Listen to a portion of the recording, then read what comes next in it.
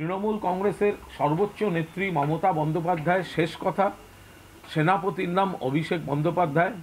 এখানে সুব্রত বক্সিদের মতো সিনিয়ররা রয়েছেন, আবার পরবর্তীকালে আসা জুনিয়ররা রয়েছেন। সবাই মিলে মিশে তৃণমূল কংগ্রেস ছিল, আছে এবং থাকবে। নিজেদের পার্টির কোনো ঠিক নেই এই অপোজিশনগুলোর, তারা এসছে তৃণমূল নিয়ে মাথা ঘামাতে। আমাদের দলের এটা একটা গণতন্ত্র, আমরা বাংলার স্বচ্ছভাবে আমাদের দলটা চলে। এখানে যদি কোনো ইস্যুভিত্তিক কোনো মতপার্থক্য হয়, এটা মানুষের কাছে কোনো গোপন কিছু থাকে না। এই দলটায় গণতন্ত্র আছে, আবার এরাই একজোট হয়ে নির্বাচনে প্রতিদ্বন্দ্বিতা করে, নির্বাচনে লড়াইটা লড়ে এবং তৃণমূল কংগ্রেসকে মানুষ সমর্থন করেন। ফলে যে পার্টিগুলোর মধ্যে গণতন্ত্র নেই, গোষ্ঠীবাজি, নেতৃত্ব নিয়ে তো কংগ্রেসের সে আর কর্তব্য নয়। সিপিএমেও আমরা তাই দেখেছি, বিজেপিতেও তাই দেখেছি। কিন্তু সেই জায়গায় দাঁড়িয়ে তৃণমূল কংগ্রেস এক এবং ঐক্যবদ্ধ। আমার মজা লাগছে যে বিরোধী নেতারা তৃণমূল নিয়ে এত মন দিয়ে তারা তৃণমূলের দিকে তাকিয়ে তৃণমূলের চর্চায় ব্যস্ত, তৃণমূলের নাম জপ করে চলেছে এই বিরোধী নেতারা। হয়তো খারাপ কথা বলছে, দুদিন বাদে দেখবে যে তারাও সব তৃণমূলের নিজেদের মাথার মধ্যে ঢুকে গেছে এবং তারা সব তৃণমূলের ভক্ত হয়ে গেছে।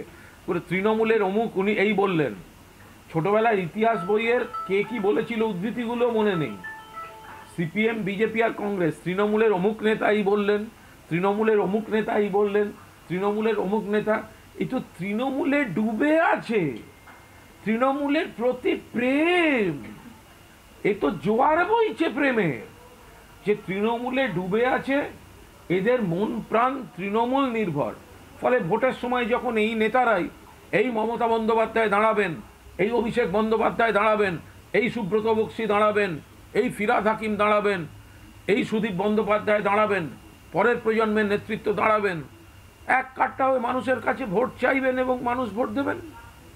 আপনি যে ঐক্যবদ্ধভাবে তৃণমূল এক এবং ঐক্যবদ্ধ, সেই ঐক্যবদ্ধ তৃণমূলের সুব্রত বক্সি মতো লিডারদের কি ভূমিকা থাকবে?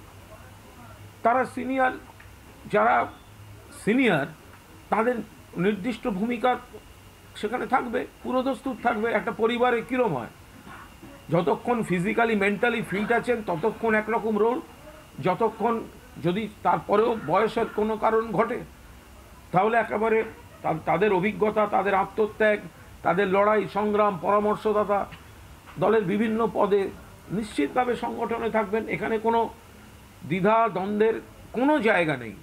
তৃণমূল একটা বড় পরিবার, তো সেখানে যার প্রথম এবং শেষ কথা হচ্ছে মমতা ব্যানার্জি এবং সেনাপতির নাম অভিষেক বন্দ্যোপাধ্যায়।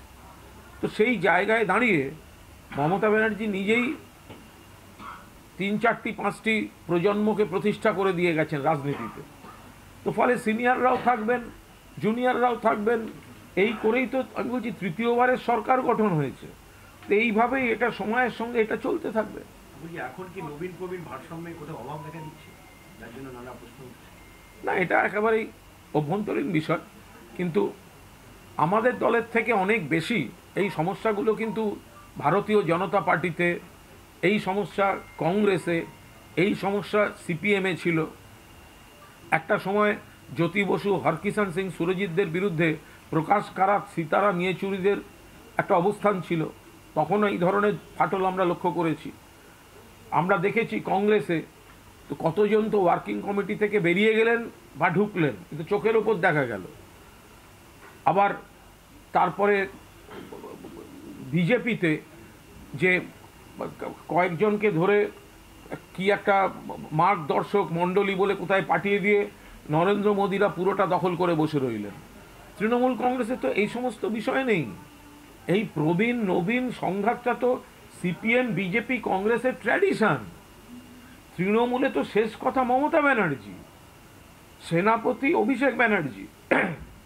এবার এত বড় দল, পথ চলতে গেলে ইস্যুভিত্তিক দু একটা মতপার্থক্য থাকলেও আসল সময়, লড়াইয়ের সময়, কঠিন সময় সবাই এক এবং ঐক্যবদ্ধ। অশোকনগরের বিধায়ক নারায়ণ গোস্বামীও বলছেন প্রবীণদের সফটওয়্যার আপডেট করে নেওয়া, 5G লাগবে। আমি শুনিনি, আমি নারায়ণবাবু কি বলেছেন আমি শুনে নেব। যে 2G চিপসেট 5G না, সেটা তো আমার ফোন নিয়েও সেসব সমস্যা, আমি ফোন অত বুঝি না, এবং সেগুলো তো সব মাঝে মাঝে ফোনে সব আসে যে আপডেট ইওর ফোন, তখন ফোন চালু রাখতে গেলে আপডেট করতে হয়।